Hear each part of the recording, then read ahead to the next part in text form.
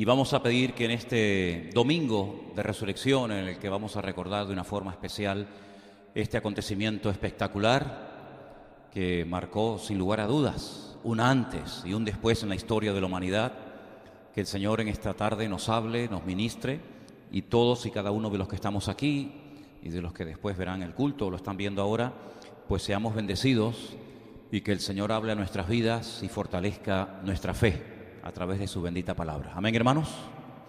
Gracias, Señor, te damos en este momento por este privilegio de poder estar aquí reunidos. Gracias porque nos has dado un regalo precioso, que es el de tu palabra, y queremos escudriñar las Escrituras pidiendo, Señor, tu dirección, pidiendo que tu Santo Espíritu, Señor, nos ilumine y nos muestre las verdades preciosas que se encuentran en ellas, Señor. Gracias porque podemos recordar de una forma especial en el día de hoy tu triunfo, tu resurrección, Señor, y gracias porque adoramos a un Dios vivo que ha transformado nuestra vida, que ha limpiado y perdonado todos y cada uno de nuestros pecados, y queremos en esta tarde que tú hables directamente al corazón de cada uno de nosotros. Nos encomendamos a ti y pedimos tu ayuda en el nombre de Jesús. Amén. Hebreos capítulo 5, los versículos que voy a leer ahora, ya uno de ellos lo leyó Santi hace un rato. Yo los leía el día sábado cuando subí a la mañana a compartir al campamento de los jóvenes, porque Anderson me había comentado que hablara acerca del tema de la resurrección. Y yo lo que hice, y intentaré hacer esta tarde, es antes de llegar a la resurrección, que sin lugar a dudas es un hecho histórico espectacular, analizar unas cuantas cosas a la luz de la Escritura sobre nuestro Señor Jesucristo y cómo Él fue a lo largo de toda su vida, a lo largo de sus 33 años, preparándose para el momento cumbre, que era nada más y nada menos que morir en una cruz de aquella forma cruel e injusta, pero esa era la forma como estaba establecido por el Padre y escrito en las Escrituras. Y entonces vamos a leer en Hebreos capítulo 5, a partir del versículo 7, donde encontramos una clarísima referencia a su vida de oración y de comunión con el Padre, y también, como no, a la noche que derramó su alma y fue quebrantado ante la presencia del Padre en el huerto de Getsemaní. Hebreos capítulo 5, verso 7 dice: y Cristo, en los días de su carne, ofreciendo ruegos y súplicas con gran clamor y lágrimas al que le podía librar de la muerte, fue oído a causa de su temor reverente. Versículo 8. Y aunque era hijo, este versículo es muy importante, y aunque era hijo, por lo que padeció, aprendió la obediencia. Y habiendo sido perfeccionado, vino a ser autor de eterna salvación para todos los que le obedecen. Y fue declarado por Dios sumo sacerdote según el orden de Melquisedec. Este personaje tan enigmático, ¿verdad?, de la Escritura, que se encontró con Abraham cuando venía de derrotar una serie de reyes. Yo les hablaba a los jóvenes el día sábado por la mañana acerca un poco de la parte física del Señor Jesús. Porque si analizamos los textos o la información que la Biblia nos da acerca de su físico, hay cosas muy interesantes. Por ejemplo, sabemos que Jesús no era gordo. Jesús era una persona muy delgada. Incluso nos dice la Biblia que se podían contar todos sus huesos. ¿Dónde dice eso? En el Salmo 22. Lea detenidamente el Salmo 22. Y una de las cosas que dice es precisamente lo que le acabo de mencionar, que se podían llegar a contar todos sus huesos, sobre todo en la última semana de vida, cuando fue al madero a morir. En aquellos tiempos la gente no comía tanta basura ni tanta cantidad como hoy en día. Hoy en día comemos demasiado y comemos mucha basura. Sin embargo, en aquellos tiempos se comía como máximo la gente normal 2 veces al día, por la mañana y a la caída del sol. Y se comía mucha fruta y se comía muchísima verdura. Por lo tanto, podemos asegurar que el Señor era una persona que estaba ágil, físicamente hablando, que no había exceso de grasa en su cuerpo.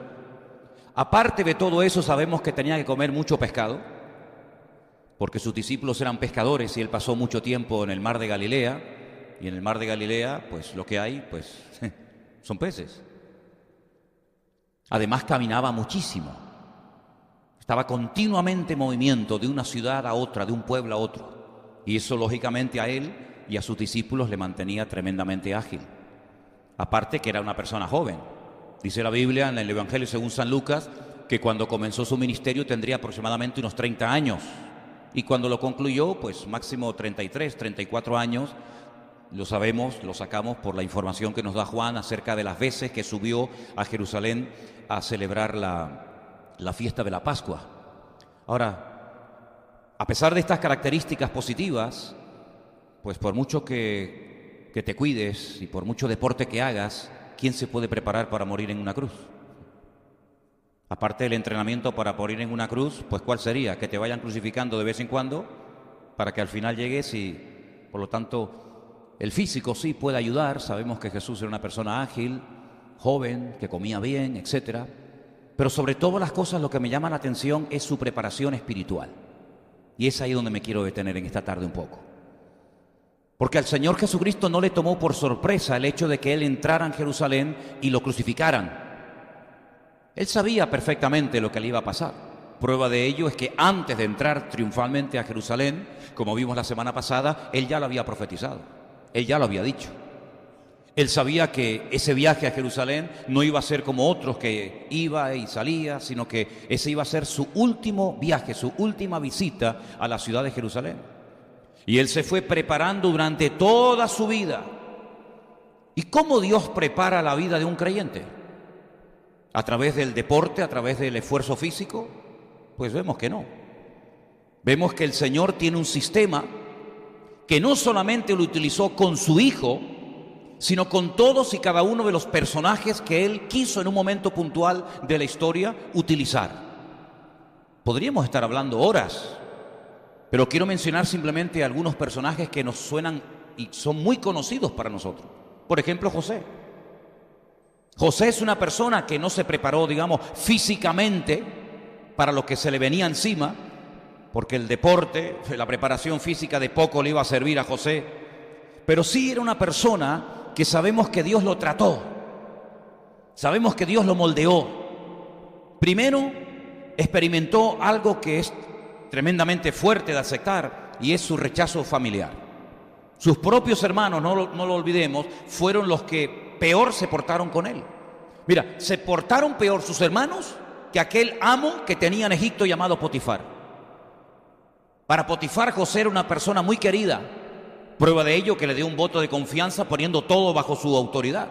Pero sin embargo, para sus hermanos era una amenaza y había que eliminarlo.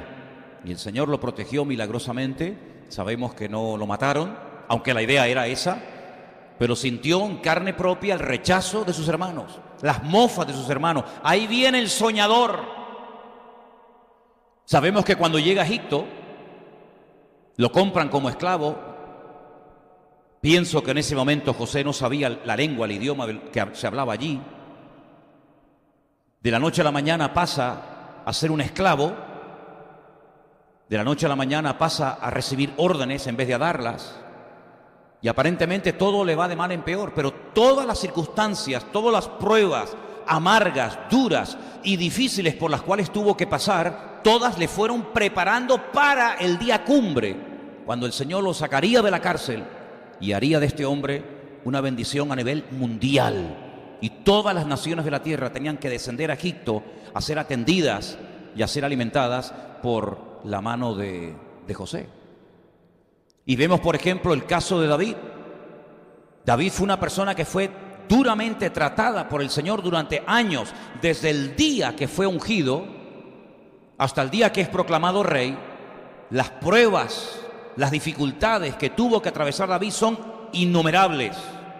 Y podríamos hablar de no solamente de José y de David y de Moisés y de Abraham y de Job y de tantos y tantos personajes, incluido Cristo. Si alguien en esta vida pasó por todo tipo de experiencias amargas y dolorosas y humillantes, ese fue sin lugar a dudas el Señor Jesucristo. Isaías lo define en su capítulo 53 como un hombre, como un varón experto en quebrantamientos. Es decir, que él sabe lo que es ser incomprendido, él sabe lo que es ser rechazado, él sabe lo que es ser abandonado, él sabe lo que es ser traicionado. Es decir, todas las pruebas habidas y por haber, si alguien las vivió en carne propia, ese fue el Señor Jesucristo. Y ese fue y es el sistema que Dios utiliza para probarnos, para acercarnos a Él, para hacernos crecer, para hacernos madurar y para hacernos útiles en su reino y en su obra. ¿Cuántos dicen amén? Decía un dramaturgo griego: aprender viene de sufrir. Aprender viene de sufrir. Los griegos tenían una frase que era la siguiente: el sufrimiento es la gracia salvaje de los dioses. No se descartaba en ningún momento el sufrimiento como parte del aprendizaje, sino más bien todo lo contrario. Prueba de ello que hasta la palabra discípulo viene de la palabra disciplina. Alguien que está siendo disciplinado, tratado, podado. Y por eso dice la Biblia que ninguna disciplina al tiempo presente parece ser causa de gozo, sino más bien de todo lo contrario, de tristeza. Pero después da fruto apacible de justicia. En otras palabras, si no aceptas, si no interiorizas la gran verdad bíblica de que Dios te va a tratar, de que Dios va a permitir ciertas y determinadas circunstancias que te pueden hacer sentir mal, que te pueden hacer sentir humillado, que te pueden hacer sentir como lo peor, no vas a terminar de crecer, no vas a terminar de madurar en las cosas del Señor. No huyas del trato de Dios. No huyas de lo que Dios quiere hacer en tu vida. ¿A través de qué? ¿De los aplausos? Tu vida. ¿A través de qué? ¿De los aplausos? En los aplausos no se aprende nada. El que te rían la gracia y te digan sí a todo lo que dices si quieres y te den todo lo que quieres, ahí no vas a aprender absolutamente nada. Te puedes llegar a echar a perder. Se crece y se madura y se acerca uno verdaderamente a Dios. Es en la prueba, es en la dificultad, es en el sufrimiento, es en el dolor. Desde la angustia invoqué al Eterno y Él me oyó, decía el salmista en uno de los muchos salmos que escribió David. Y vemos que el Señor a su propio Hijo dice: por lo que padeció, aprendió la obediencia. Ese fue el gran problema que tuvo Saúl. Hemos estado semanas estudiando el libro de Primera de Samuel y vimos que uno de sus personajes centrales, por lo menos los primeros capítulos, era Saúl. Y Saúl era una persona que cuando Dios lo quería tratar, hacía todo lo contrario, y así le fue su vida, un desastre, y terminó quitándose la vida, porque fue un hombre inmaduro, no fue un hombre nunca espiritual, que creció, que maduró. ¿Por qué? Porque no se dejó nunca tratar por la mano de Dios. Y hay gente como que ve algo como algo negativo el ser humillado. Hay gente que ve como algo negativo el ver que no te aceptan, que te desprecian, que no cuentan contigo, que no te saludan, que no te hablan. Y yo pregunto una cosa: ¿quién es el que permite todas estas cosas? ¿Quién es el que está detrás de todos estos problemas, luchas, dificultades o pruebas? ¿Quién es? ¿O es que hemos llegado a una conclusión equivocada de que parece como que el diablo puede hacer lo que quiera? Nada que ver, todo lo contrario. Las pruebas que vienen a nuestra vida, las circunstancias que el Señor manda a nuestra vida, las manda porque han sido diseñadas y planificadas específicamente para cada uno de nosotros. Y a través de ellas es como llegamos a descubrir muchas cosas del corazón y de la naturaleza de nuestro Dios que de otra manera nunca aprenderíamos. ¿Cuál fue el consejo de Pablo a Timoteo cuando lo está pasando mal en la iglesia de Éfeso? ¿Cuál es? Bueno, vete a otra congregación, deja ese pastorado y vete a otra porque no aceptan tu juventud, no aceptan... No, sufre. ¿Lo habéis leído, sí o no? Sufre. ¿Cómo? Que sufras. Sufre penalidades por la causa de Cristo. ¿Qué le dijo el Señor a través de la boca de Moisés a Josué?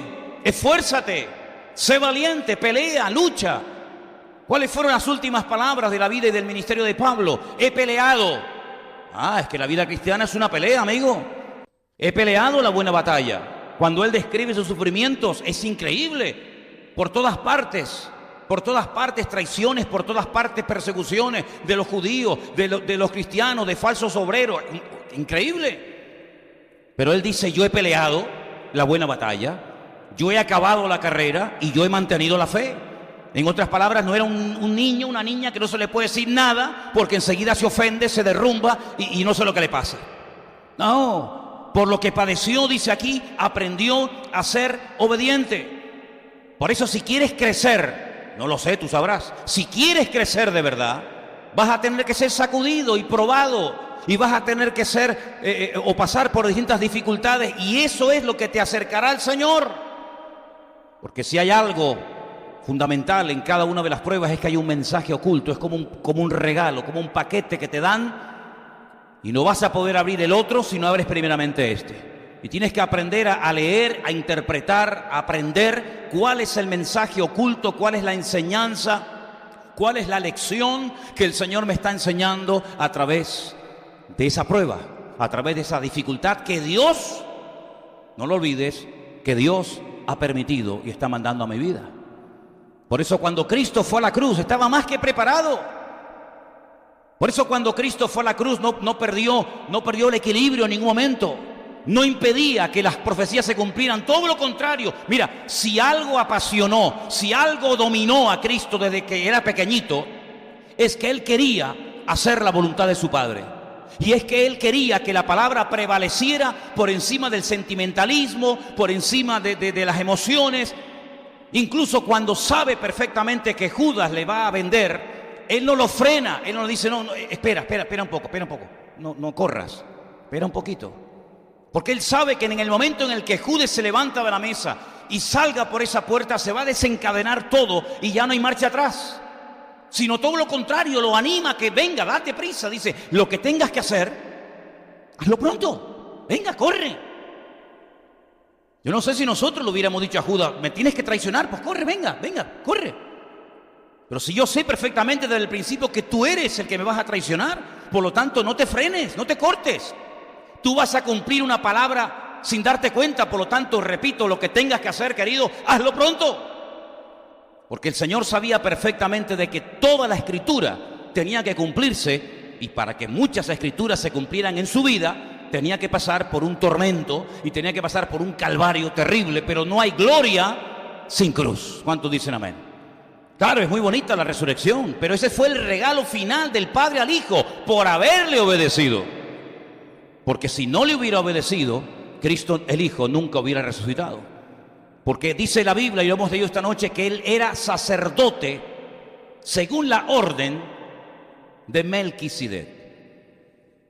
Yo quiero pararme aquí porque hay muchas personas que no entienden esto, ni siquiera saben realmente quién fue este personaje.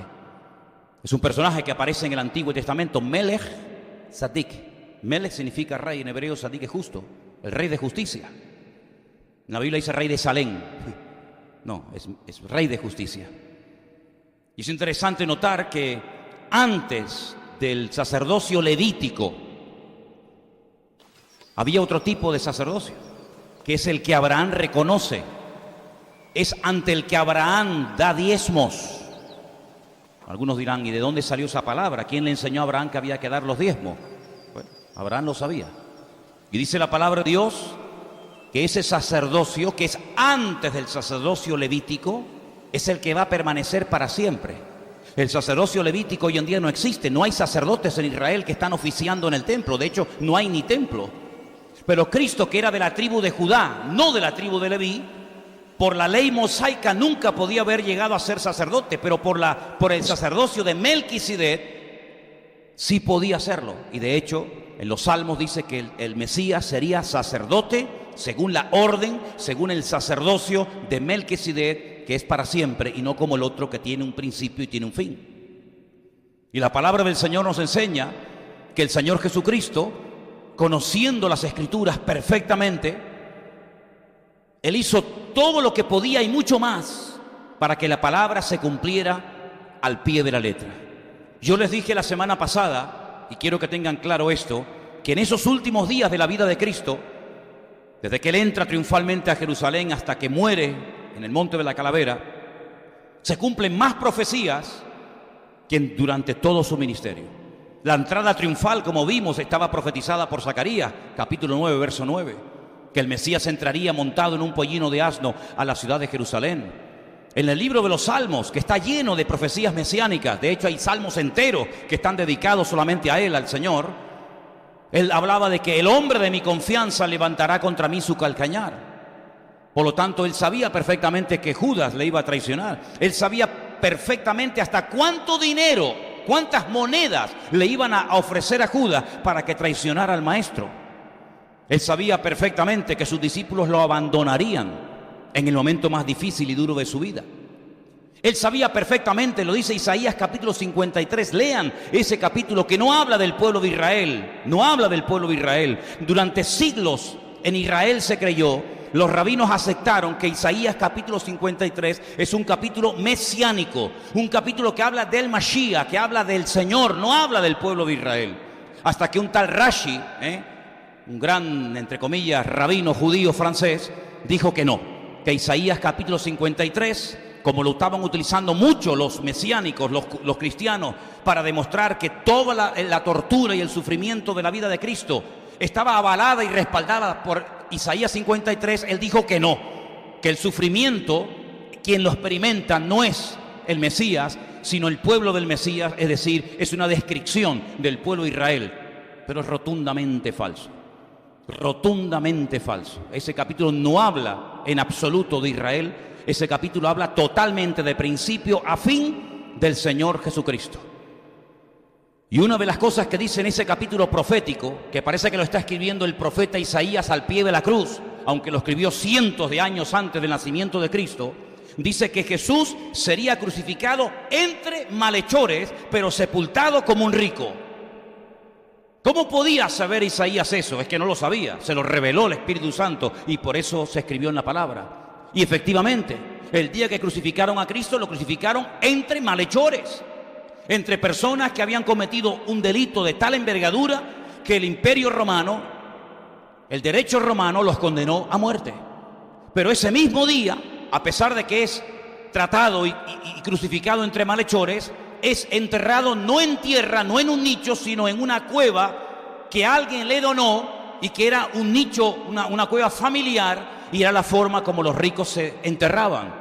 Y eso estaba profetizado en el libro de Isaías.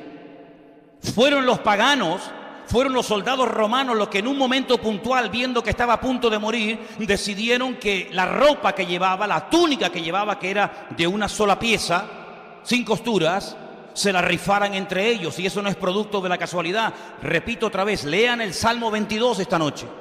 Y allí dice en el Salmo 22, repartirán mi vestidura entre ellos. Así que no fue casualidad. También dice la Biblia que oraría en el momento de estar colgado en la cruz, oraría por sus enemigos, por sus verdugos. ¿O no oró el Señor en la cruz? Cuando se dirige al Padre y dice, Padre, perdónalos, porque no saben lo que hacen. Su sepultura estaba escrita en la palabra de Dios. Su resurrección, todos y cada uno de los detalles, hasta la lanza que le clavaron en el costado, todo absolutamente, el calvario, el sufrimiento, la humillación por la que pasó, todo estaba totalmente escrito en la palabra de Dios con una perfección absoluta, cientos de años antes de que él naciera. Por lo tanto, él sabía perfectamente todo detalle y hasta el más pequeño e insignificante de su vida. Y él no hizo absolutamente nada para huir de todo esto, sino más bien todo lo contrario. Él se ofrecía muchas veces, no se ocultaba de nadie. La entrada triunfal de Cristo a Jerusalén es toda una, permítame la expresión, toda una provocación diciendo, aquí estoy, no me escondo, sé que todo el mundo me quiere matar. Dice que desde el día que resucitó a Lázaro, procuraron matarlo a él, a Lázaro y a todo lo suyo. Él no entra ocultamente, él no entra por la puerta de atrás en silencio para que nadie se entere, sino que él entra montado en un pollino de asno rodeado de multitudes. Pero ¿quién se atreve a entrar de esa manera a Jerusalén? Solamente él, porque él sabía que todo lo escrito tenía que cumplirse.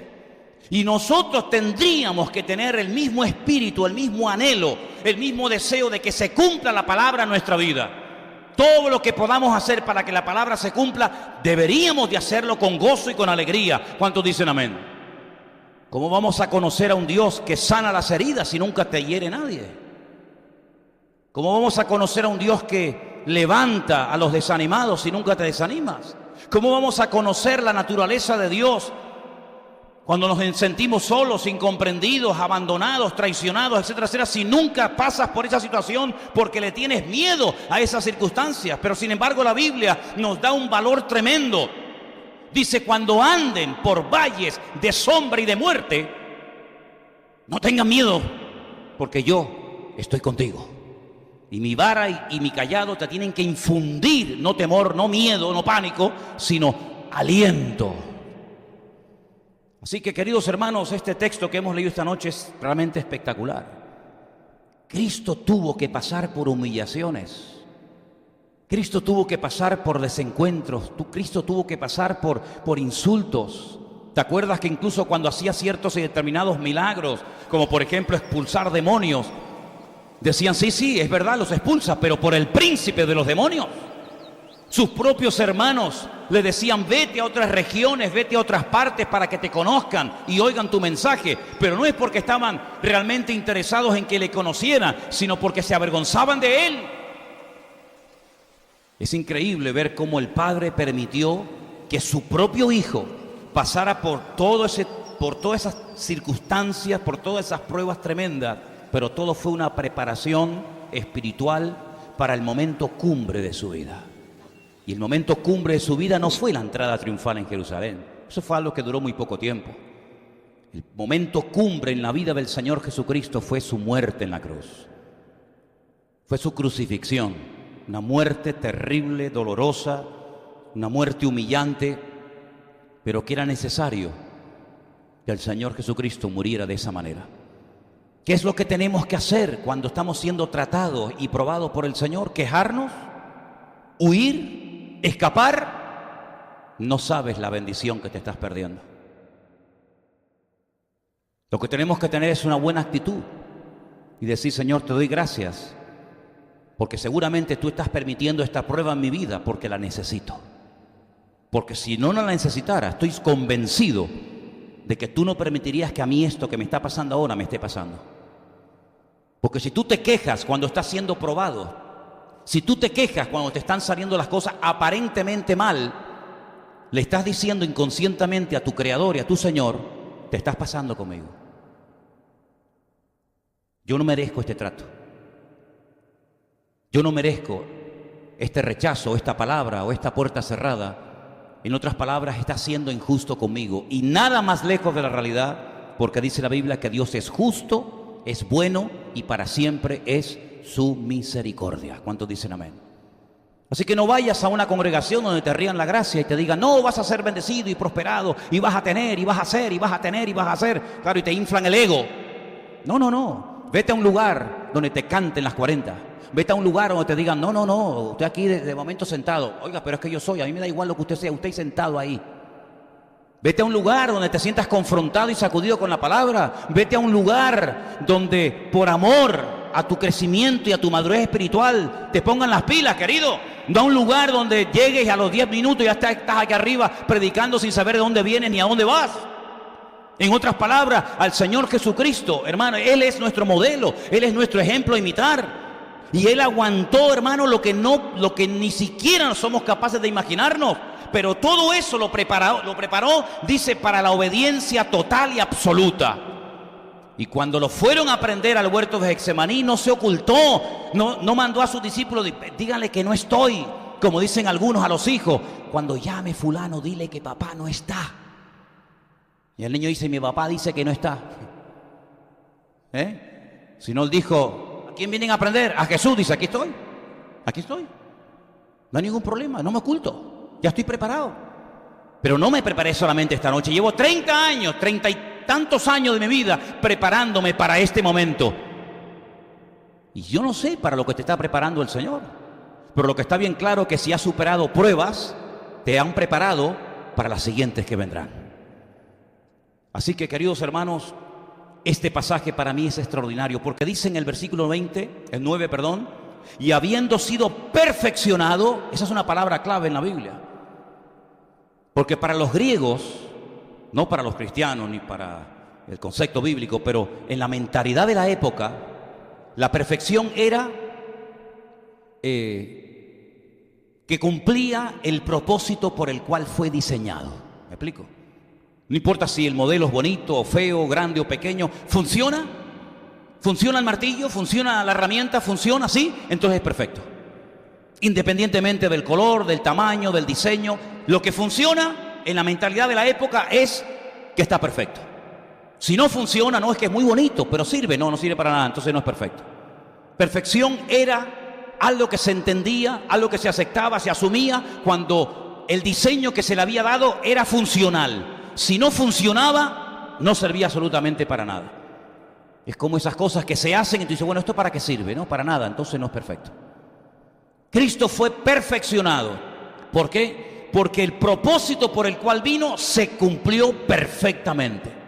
En ese sentido, Judas cumple en cierto sentido algo de la perfección según la mentalidad de la época. ¿Por qué? Porque fue la persona idónea para vender a Cristo.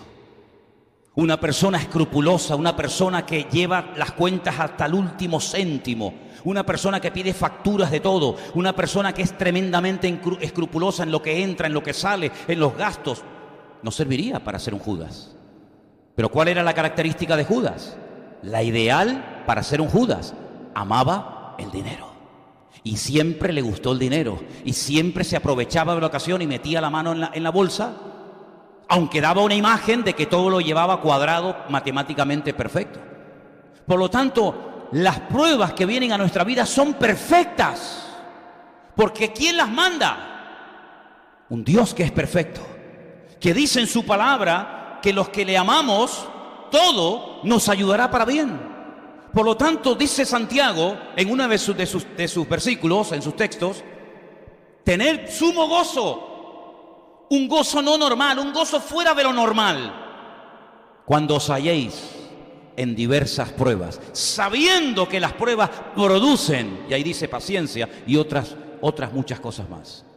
Las pruebas de Cristo produjeron en él un carácter tan maravilloso que la gente se sorprendía de verlo a punto de morir y que era capaz de orar por sus verdugos. Era capaz de mantener la calma delante de Poncio Pilato. No se quejó, no dijo, pero ¿por qué van a soltar a este desgraciado, a Barrabás? Mírenme a mí, mi currículum, lo que yo he hecho, lo que yo soy en comparación con este. En ningún momento salió nada negativo de su boca, sino que él entendía perfectamente que todo estaba saliendo según lo pensado y diseñado por el Padre en la eternidad. Todo, Pilato, fue necesario que hubiera un Pilato, era necesario que hubiera un traidor, era necesario que hubieran unos verdugos. Todo fue perfecto porque lo había diseñado por el Padre desde antes de la fundación del mundo. ¿Cuántos dicen amén? Y si Dios, el Padre, tomó tanto esmero en proteger, en guiar, en tratar a su Hijo, ¿cuánto más contigo y conmigo, que ahora le hemos conocido y le hemos recibido como nuestro Padre y como nuestro Pastor soberano? ¿Cuántos dicen amén? Por lo tanto, gloria a Dios, gloria a Dios. Pero te vuelvo a repetir, no huyas, no te escondas, sino todo lo contrario, agradécele a Dios que el trato de Dios siempre va a producir en ti algo positivo y siempre va a traer a tu vida madurez y más crecimiento delante de la presencia del Señor. ¿Cuántos dicen amén? Claro, la resurrección. Es muy bonito hablar de la resurrección, pero que para resucitar, primeramente tienes que estar muerto. Si no mueres, no hay ninguna posibilidad de resurrección. Si no mueres, y más como tienes que morir, no vas a volver a la vida. Es decir, el triunfo sobre la muerte, el triunfo sobre el diablo, el triunfo sobre el pecado, no va a venir simplemente porque seas el Mesías, sino que hay un altísimo precio a pagar, y el precio es tu muerte, tu crucifixión. Pero Cristo sabía perfectamente, porque la voz audible de Dios se oyó el día de su bautismo. ¿Os acordáis? Este es.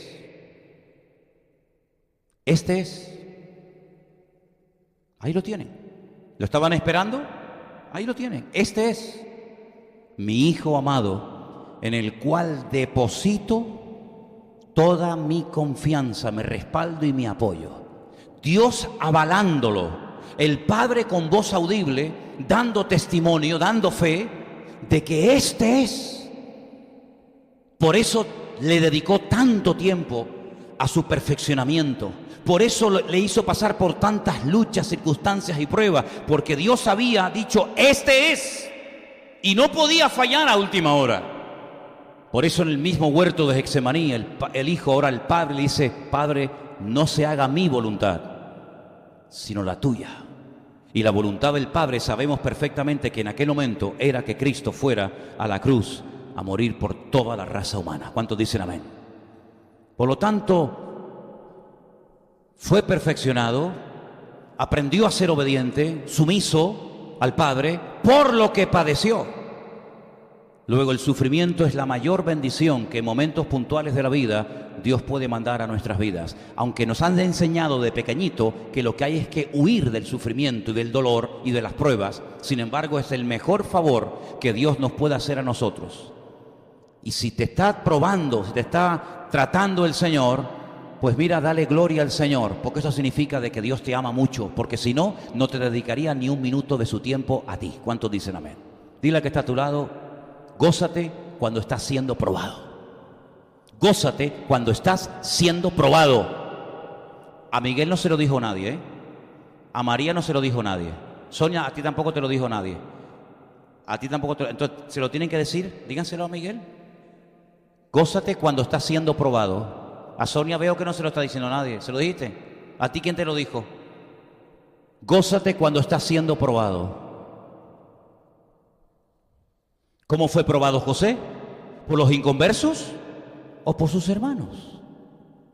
¿Quién probó a José?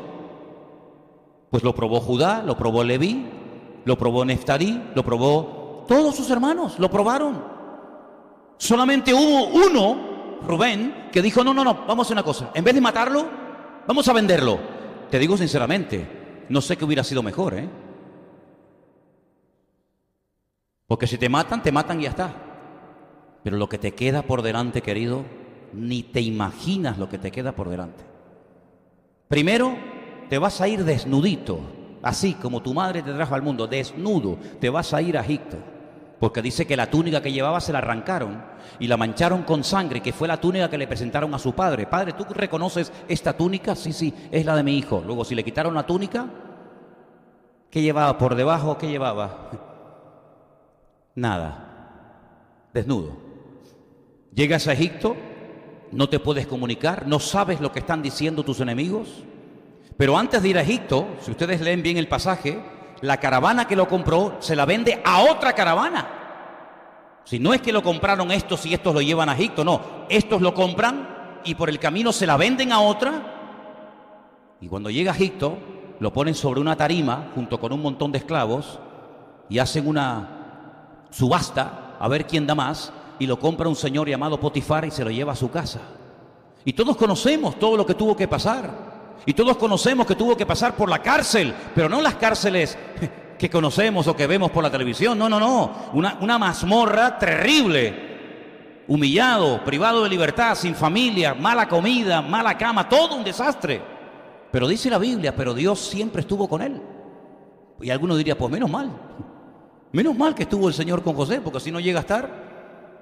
Si no llega a estar, hubiera muerto. Pero sin embargo, José llegó a ser una persona tremendamente utilizada, tremendamente bendecida, pero primeramente tuvo que pasar por un proceso terrible de perfeccionamiento. Si no eres capaz de superar el odio de tus hermanos, tú no vas a poder superar el odio de los egipcios o de los presos cuando te metan en una mazmorra en Egipto. En otras palabras, las pruebas son proporcionales a tu nivel de madurez. Dios te prueba en base a tu nivel de madurez. Las pruebas están diseñadas específicamente para cada uno de nosotros. No es que hay un saco donde Dios mete la mano y dice, esta para ti, esta para este, esta para fulano. No, no, sino que Dios ha diseñado tu vida de principio a fin. Y el Señor sabe dónde te tiene que probar ahora. En lo económico, yo lo pruebo en lo económico, no te preocupes. Si Dios es capaz de hacerte rico, de hacerte pobre así en un segundo. Dios es capaz de darte todo, quitarte todo. En la salud, sin ningún problema. En lo familiar, Dios te puede probar en lo que Él quiera. No tiene que pedirte permiso. Amén, hermanos. Dios no tiene que pedirnos permiso. Oye, una cosita. ¿Qué te parece si la semana que viene por la tarde te mando una pruebecita? Ay, no, Señor, por favor. Bueno, venga, va. Pues entonces no te preocupes. Te la mando el mes que viene. O se la mando al otro. Sí, mándasela a ella, que le hace falta. No. El Señor no tiene que pedirnos permiso. El Señor no tiene que decir, oye, ¿qué opinas? Es que yo no quiero saber ni lo que opinas. Lo que tienes que preguntarle es a Dios, Señor, ¿cómo me ves? Porque según como Dios te vea, te va a mandar o no una u otra prueba. Y por eso a su hijo lo probó en todo. Alguien me decía hace unos días, ¿y por qué tardó 30 años Jesús en aparecer en la escena pública? Hombre, primero, porque probablemente su padre estaba vivo y los hijos no podían prevalecer por encima de los padres mientras estos vivían. Pero en segundo lugar, lo que Cristo iba a hacer iba a cambiar el rumbo de la historia de la humanidad. Tardó más en ser preparado que en ser usado. 30 años de preparación, 3 años de ministerio. Hay algunos que quieren prepararse 2 semanas para tener 30 años de ministerio. Y es al revés. Cristo fue más tiempo probado y tratado por el Padre. ¿O tú te crees que es fácil esperar? Tuvo que aprender a esperar. Incluso fue casi hasta su madre la que le tuvo un poco que decir, pero hijo, venga, que ya papá murió, que no tienen vino.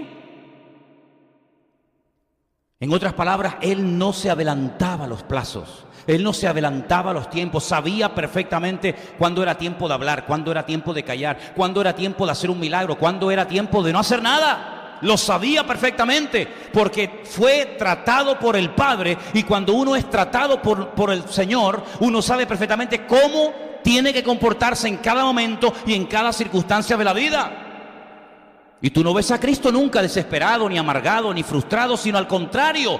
¿Cómo termina casi los últimos versículos del capítulo 53 de Isaías? Porque claro, lo empiezas a leer y dices, madre mía, angustiado, despreciado. Pero al final dice, y verá el fruto de su aflicción y quedará satisfecho. Ha merecido la pena pasar por todo esto, gloria a Dios. Ha merecido la pena ser crucificado, ha merecido la pena ser escupido, ha merecido la pena ser abandonado, traicionado, vendido, etcétera, etcétera. Verá el fruto de su aflicción y quedará satisfecha su alma. ¿Cuántos dicen amén? Esa satisfacción viene después del dolor, viene después del calvario, viene después del sufrimiento. Pero sin embargo hay cristianos que tienen como prioridad en su vida, tienen como meta en su vida el tener o el ser. Tengo que tener y tener esto, y tengo que ser esto y esto y esto, y entonces ya estoy tranquilo, ya estoy satisfecho. No, el Señor hace todo lo contrario, nos despoja, nos humilla, nos quita de todo, hasta la túnica como a José, y al final nos da todo cuando Él quiera y como Él quiera. ¿Cuántos dicen amén? En otras palabras, la agenda quien la tiene que llevar es del Señor, no tú. Como tú quieras planificar tu vida y tu tiempo, vas mal, querido. Porque somos propiedad de Dios, hemos sido comprados a precio de sangre, y Él tiene todo el derecho de probarnos cuando quiera y como quiera. Y dice la Biblia aquí que fue perfeccionado y llegó a ser autor de eterna salvación. No es que tiene que morir cada año, sino de eterna salvación para todos los que le obedecen. ¿Sabes que cuando estudiamos Primera de Samuel decía que cuando Saúl intentó justificar su desobediencia ante el profeta Samuel, diciéndole, no, mira, ¿sabes lo que pasa? Yo sé que tú me dijiste que no cogiéramos nada. Yo te entendí, ¿sabes? Yo te entendí. Y yo sé que tú me dijiste que no cogiéramos nada de la malecita, que era todo maldito, que no teníamos que tener esa atracción. Pero el pueblo, ¿sabes? El pueblo los ha perdonado porque los vamos a presentar en sacrificio. a ver si Samuel, sé un poquito razonable, chico. No seas tan duro, no seas tan intransigente. Tú me dices, no, ni ovejas ni bueyes, pero claro, es que tú no viste las ovejas y los bueyes que esta gente tiene. Es que son unos bueyes tan bonitos, tan gordos, unas ovejas tan preciosas que dijimos, pero ¿cómo vamos a matar todo esto? No puede ser, no puede ser. Vamos a llevarlos para nuestra tierra y lo presentaremos en sacrificio al Señor. Ahora, es verdad. ¿En qué estaría yo pensando el día que te dije que mataras todo? Y le dice Samuel, ¿sabes? Has actuado como un santero, como un brujo, Claro. Porque los que viven en ese mundo intentan siempre manipular las cosas. Te están haciendo un daño, entonces tienes que hacer esto, tienes que hacer lo otro. Quieren mover y poner al mundo espiritual a su favor. Y es lo que tú estás tratando de hacer. Estás tratando de mover y de acoplar las circunstancias para justificar un pecado de desobediencia terrible. Y como pecado de adivinación es la idolatría y la obstinación, que es lo que tú eres. Una persona obstinada que no quiere nunca reconocer que ha pecado y que ha hecho lo contrario a la voluntad de Dios. Por lo tanto, tu actitud de desprecio, de menosprecio a la orden divina, lo que ha producido no es una bendición, no es un crecimiento espiritual, no, es todo lo contrario. Hoy Dios te comunica que ha quitado el reino de tu mano y se lo ha entregado a otro. Oye, contundente tú. Cuando se iba, le agarra el manto a Samuel y encima se lo rompe. Y añade más tragedia. Y le dice, eso que tú me has hecho a mí en lo natural, en lo físico, que me has roto el manto, es lo que acaba de hacer en el mundo espiritual el Señor. Ha roto el reino y se lo ha entregado a otro, que tal vez no es tan imponente, tan no sé qué como tú, pero es fiel, es obediente, es sumiso a la voluntad de Dios. ¿Te das cuenta? ¿Qué es lo que ha estado esperando siempre Israel? A un Mesías guerrero, a un Mesías que venga, que humilla a todas las naciones de la tierra, que las someta para que el pueblo de Israel tenga la supremacía por encima de todas las naciones de la tierra y automáticamente... No, es que no hay que buscar lo que uno quiere, hay que buscar la voluntad de Dios. ¿Cuántos dicen amén? Mira, está bien, tú has muerto, en fin, está muy bien. Has muerto, has resucitado, pero una pregunta, ¿tú vas a restaurar el reino o no lo vas a restaurar? Fíjate qué mentalidad, hermano. Pero ustedes no se dan cuenta de que todo lo que ha sucedido estaba escrito en los profetas, en la Torá, estaba escrito en los salmos. ¿Cómo que se voy a restaurar el reino? ¿Para qué se están metiendo en camisas de 11 varas? ¿Para qué se están haciendo preguntas? Si yo no he tocado el tema, ¿para qué lo tocas tú? Yo no he venido a restaurar un reino terrenal, yo he venido a restaurar un reino de tipo espiritual. Y ya vendrá el momento cuando venga como rey triunfante y glorioso, y todo ojo le verá, y toda rodilla se doblará, y toda lengua confesará. Ya vendrá el momento. Mira, parece que tenía más discernimiento espiritual el ladrón en la cruz que todos los religiosos de su época. Incluso sus discípulos. ¿Restaurarás el reino? ¿Sí o no? Y el ladrón en la cruz le dijo, acuérdate de mí cuando vengas en tu reino. ¿Qué diferencia? ¿Qué diferencia tan grande? Es que la actitud es lo que marca la diferencia en la vida de un cristiano. ¿Cuántos dicen amén? Por eso yo quiero en esta tarde decir, sí, hermanos, hoy recordamos de una forma especial que Cristo ha resucitado de la tumba. Un fuerte aplauso pido para Él en esta noche. ¡Cristo vive! ¡Amén! Él ha resucitado. ¡Aleluya! Para no morir nunca más. Pero no te olvides que la resurrección es el último eslabón de la cadena, Es lo último. Antes de llegar a ese punto, el Señor tuvo que pasar por un largo proceso de preparación. Y por eso ahora podemos decir, ¿dónde está, oh muerte, tu victoria? ¿Dónde, oh sepulcro, tu aguijón? Dice el apóstol Pablo en una de sus cartas, porque si no hay resurrección de los muertos, tampoco Cristo resucitó. Y si Cristo no resucitó, nuestra fe es vana y nuestra predicación también. Y somos hallados falsos testigos de Dios, pues hemos testificado de que Dios resucitó a Cristo, Porque si los muertos no resucitan, tampoco Cristo resucitó. Y si Cristo no resucitó, nuestra fe es vana, totalmente inútil, y aún estamos en nuestros pecados. Entonces también los que durmieron en Cristo perecieron. Y si en esta vida solamente esperamos en Cristo, somos los más dignos de conmiseración de todos los hombres. Y el capítulo 15 de 1 Corintios es un capítulo monográfico que trata el tema de la resurrección.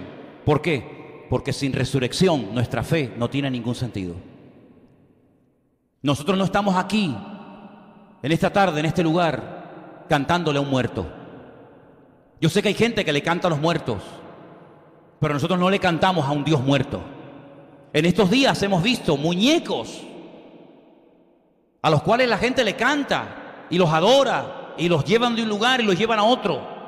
Pero nuestra fe está por encima de todo eso, porque nuestro Señor Jesucristo resucitó de la muerte. Y la tumba de Cristo, que he estado cantidad de veces en ella, en Jerusalén, está vacía en este momento. Y nunca olvidaré cuando una vez en uno de los viajes que hicimos, una hermana, no recuerdo de dónde, estábamos dentro de esa cueva, en el jardín de la tumba, y me dice esta hermana, hermano, una pregunta, ¿y qué venimos a ver aquí? Digo, ¿aquí? Nada. ¿No? Claro, porque siempre le estaba llevando a sitios y le daba explicaciones, porque aquí no sé qué, porque aquí no sé cuánto, y le digo, no, aquí no venimos a ver nada. Ah, digo, ¿usted qué quería ver? ¿Usted quería ver el cuerpo de Cristo aquí? Hemos ido a Hebrón, la ciudad de Hebrón, tanto la parte musulmana como la parte judía. Gracias a Dios podemos entrar tanto a una como a otra, cosa que no todo el mundo puede hacer. Mi hermana, por ejemplo, no la dejaron entrar a alguna parte, pero a mí sí. Y le digo, mira, ahí en esa tumba está enterrado el patriarca Abraham y al lado su mujer, Sara. Y allí están todos los judíos y los musulmanes delante de la tumba del patriarca Abraham y de la matriarca Sara. Mira, y aquí al ladito está su hijo, está Isaac, y al lado está Rebeca. Wow. Mira, y aquí está Jacob y Lea. Raquel no, porque está enterrada en otro sitio. Por ahí están los tres patriarcas, Abraham, Isaac y Jacob, y está Sara, Rebeca y Lea. Y la gente va a Hebrón, a la tumba de los patriarcas, a la cueva de Macpela. La cueva de Macpela significa en hebreo la cueva de las parejas. Hay una tradición judía que dice que también allí están enterrados Adán y Eva. Y es una cueva sobre la cual, tanto encima como enfrente, el rey Herodes mandó a construir un mamotreto de edificio espectacular. Y puedes ver cómo la edificación es de la época de Herodes, por las rayas que tiene, horizontales, verticales, por la forma de colocar las piedras. Eso es muy interesante estar allí, ¿verdad? Ese fue el lugar que Caleb dijo, dame ese monte. Pero es que ahí viven los gigantes. Dice, sí, claro, pero ustedes ven los gigantes, los hijos de Anac, pero yo veo otro tipo de gigantes. Yo veo a los gigantes de la fe, a los patriarcas, y peleó por ese monte, ¿verdad? Pero en la tumba de Jesús no vas a ver nada, está vacía. Hay un cartel que dice, Él no está aquí, Él ha resucitado. ¿Cuántos dicen amén? ¿Te imaginas recorrer Jerusalén de punta a punta, Israel, Mar Muerto, el río Jordán, Capernaum, Tiberias, no sé, y llegar al final y decir, pero hermano, tengo que darles una triste noticia. El Señor Jesucristo está allá adentro. Oh, sería terrible, ¿no? No. Pero en ese lugar cuando vamos, hacemos un culto allí. Hacemos un culto y a veces partimos el pan y el vino y cantamos y adoramos al Señor con alegría.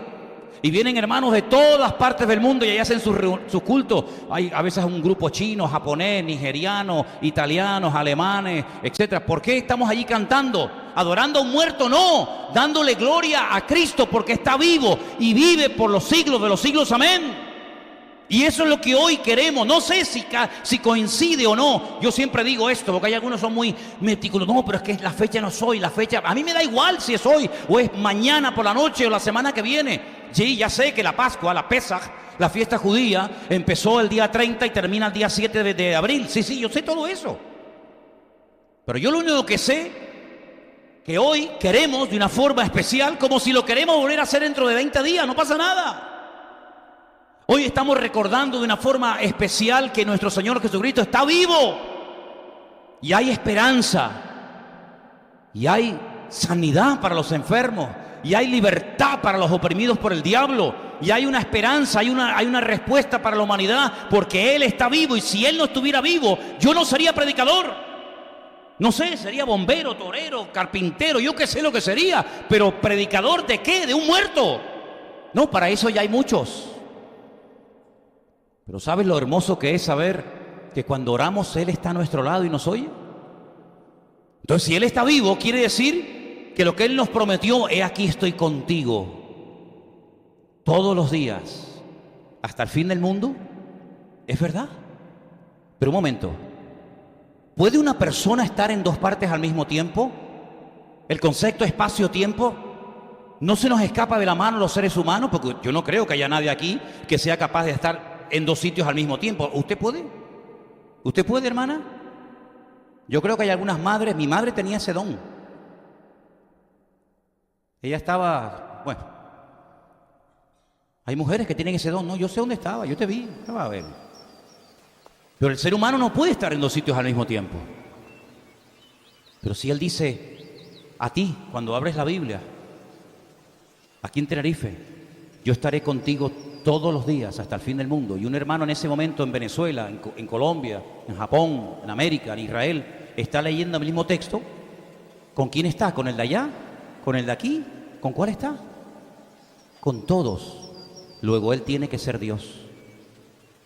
Porque si no es Dios, Él no puede estar en dos sitios al mismo tiempo. Pero Dios, como es omnipresente, puede estar en todas partes al mismo tiempo. ¿Cuántos dicen amén? ¿Y quién es el que está contigo cuando duermes? El ángel del Señor, el Malaj Elohim, el enviado del Señor. ¿Quién es el enviado del Señor? ¿Quién es el enviado del Señor? No, es Gabriel. Entonces Gabriel, cuando usted duerme, está ahí al lado de su cama, ya. Y también está con la hermana en otro país, y con el hermano en otro lado, y con el piloto, y con el... No. El ángel del Señor en ese texto es Él. Lo que pasa es que en el Antiguo Testamento dice el ángel del Señor, el enviado del Señor, y en el Nuevo Testamento Él habla en primera persona: yo estaré contigo todos los días hasta el fin del mundo. Pero lo leas en el Antiguo, lo leas en el Nuevo, el ángel del Señor acampa alrededor de los que le temen y los defiende. Si es un ángel que puede estar con todos los millones y millones de cristianos alrededor del mundo en el mismo tiempo, entonces es un ángel que casi es Dios.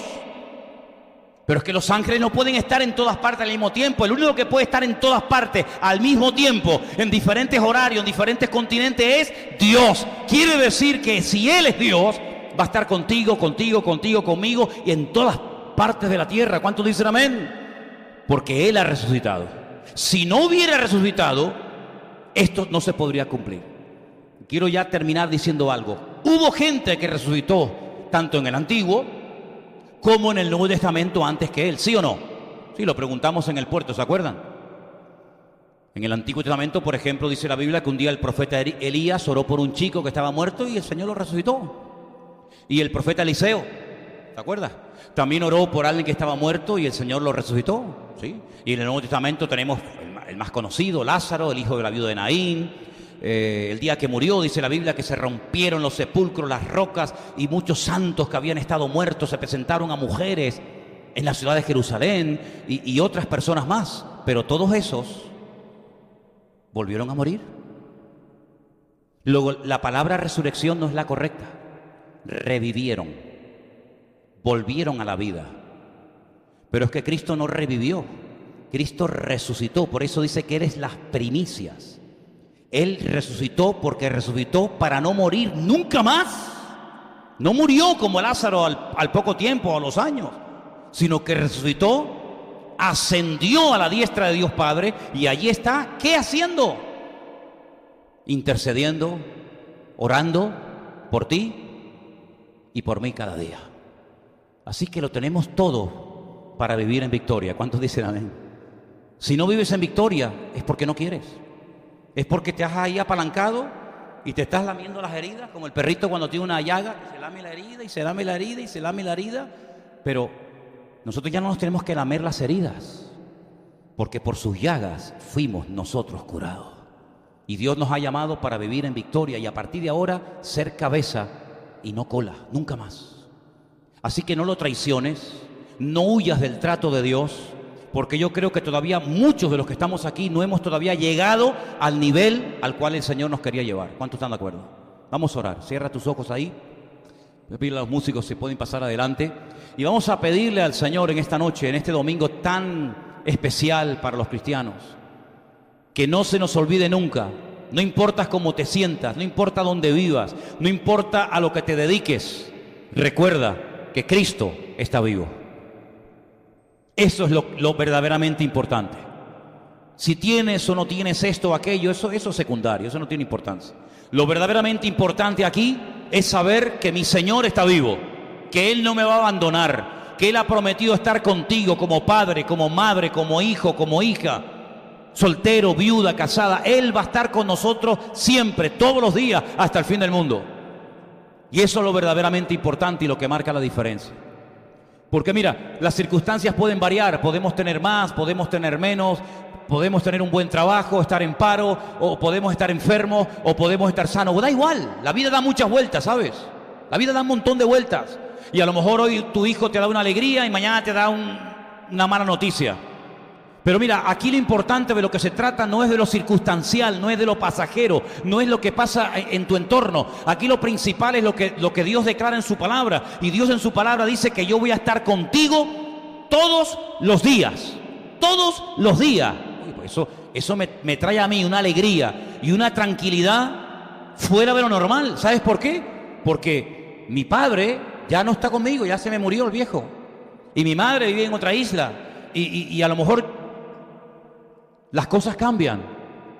Pero el que tiene que estar conmigo siempre estará. Nunca te va a abandonar. Mira, hay un salmo en la Biblia. Yo sé que tú lo sabes, te lo recuerdo. Dice, aunque tu padre y tu madre te abandonen, yo nunca te abandonaré. Claro, nos cuesta meternos en la cabeza que una madre, que un padre abandone a un hijo. Pero es que ha pasado. Es que ha pasado.